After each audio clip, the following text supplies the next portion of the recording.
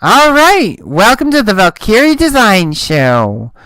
Today we're going to be going over menus, and I'll also be doing another video that will go over tools.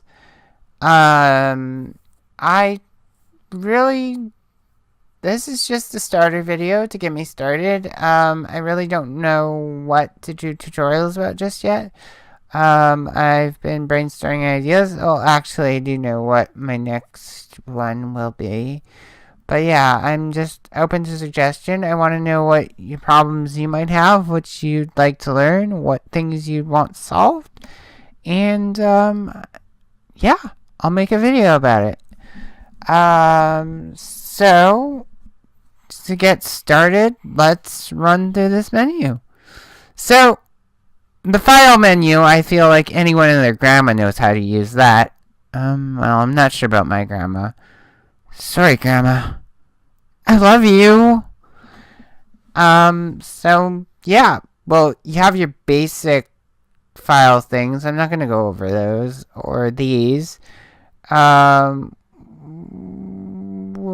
in Bridge. If you're not familiar with Adobe Bridge, you might want to try it out. It's a good file management program. Well,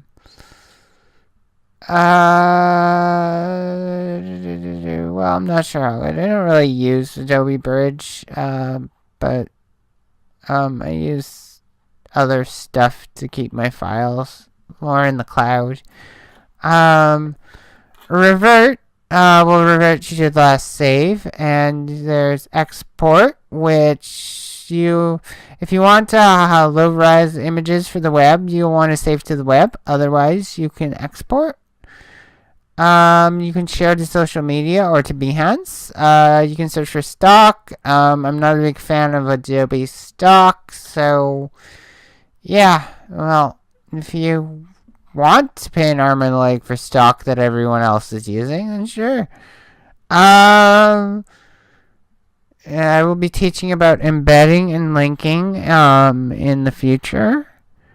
But for now, just know that they're there. So I'm going to be creating some Photoshop actions in these tutorials.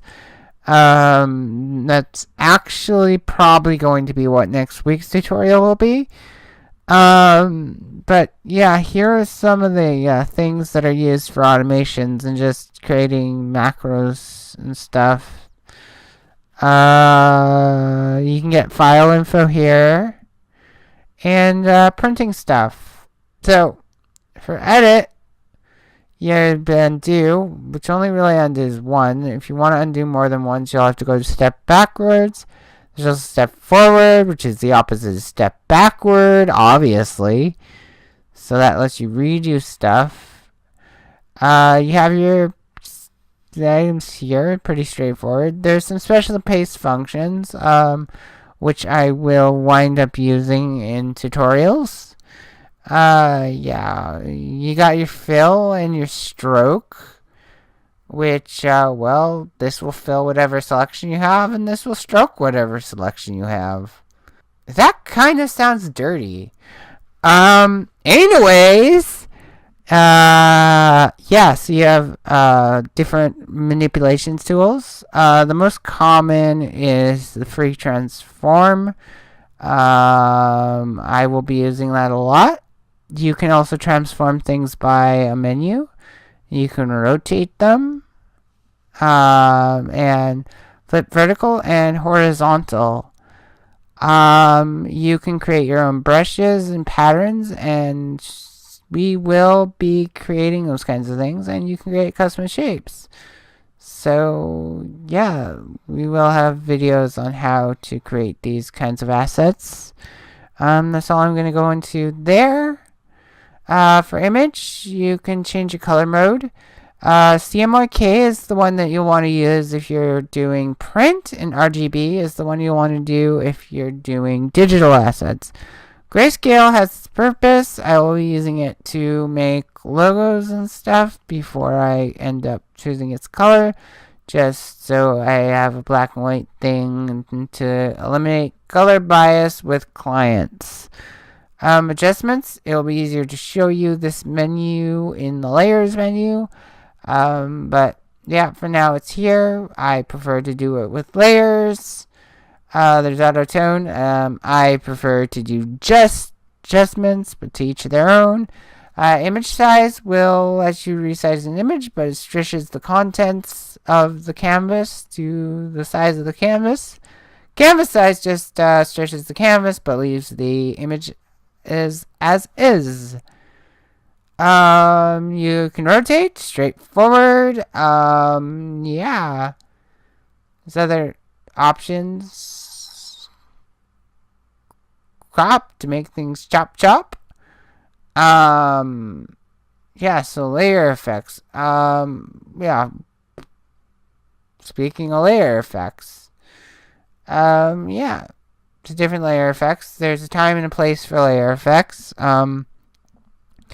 I will go over them in their own thing. I will go over a lot of layer things in their own thing. There's just so much to talk about when it comes to layers. You can create fill layers, solid or gradient or pattern. And then there's adjustment layers. So they'll show off all the adjustment-y things you can do. Like, for example, you can change the hue and saturation of something, the brightness and contrast. You can invert the color. There's all kinds of options here. Yeah. I look forward to showing you that kind of stuff. There is a layer mask. They're very, very important in Photoshop. A layer mask allows you to hide certain parts of a layer, which is pretty crucial. I wonder what a layer masquerade is like. Anyways, so you also have the vector masks. Smart objects. I use smart objects a lot when I'm transporting stuff from Illustrator into Photoshop for whatever reason. Video layers. That's something I never knew was there. Yeah, well, Photoshop is full of stuff, so even people who are well seasoned in the program don't know everything there is to offer. Rasterize will help rasterize things such as smart objects. Basically just rasterize vector stuff. You can group layers and ungroup them together, hide them. This is all for organization and stuff, really. Arrange them. You can arrange the order of layers and stuff. There's the alignments, and you can merge. You can merge layers, and you can merge whatever's visible amongst layers, or you can flatten the image. I would not suggest flattening your image until the end. Type, I'm not going to go through that right now because there's just a lot.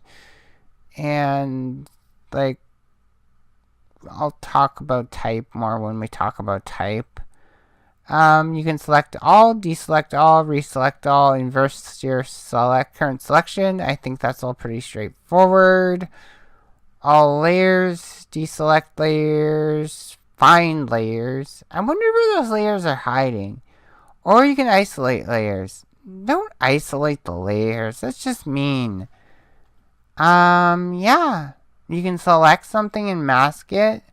You can also manipulate your selection, which can be pretty important at times.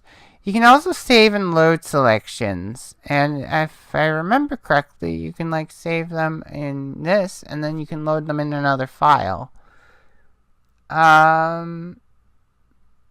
So there's filters. There's time and a place for filters. There's a lot of times I use filters. But then there's other times when I see other people use filters and I'm like, you're destroying it. You're destroying it. So, learning when to use them is, important. I will show you some handy uses for them. But just don't overuse them. It can ruin good art. 3D, I haven't really explored because I use actual 3D programs to do 3D stuff.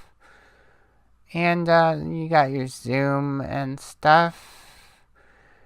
You can show stuff. Good ones to know about a grid guide.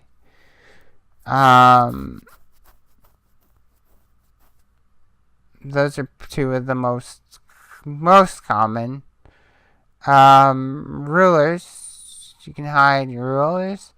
It's good to keep your rulers showing because when you have your rulers showing, you can do this. Create guides. Snap. Now, snap you'll sometimes want to use and other times you won't. If you're ever dragging something and it's like just won't cooperate or won't stay where you want it or you're having trouble fine tuning it, try turning off snap and it'll let you move it more freely. There's also the snap 2 options. You'll want to play around with these and get acquainted with them for sure. You can change your screen mode. I don't really like working in full screen, but if you're good at hotkeys, I'm not good at hotkeys. I'm throwing it out here. I like to show my imperfection, and I may be good at graphic design, but hotkeys have never been my forte. You don't need to use them. You'll save a little bit of time. I'm alright with taking that extra time. I enjoy what I do. Yeah.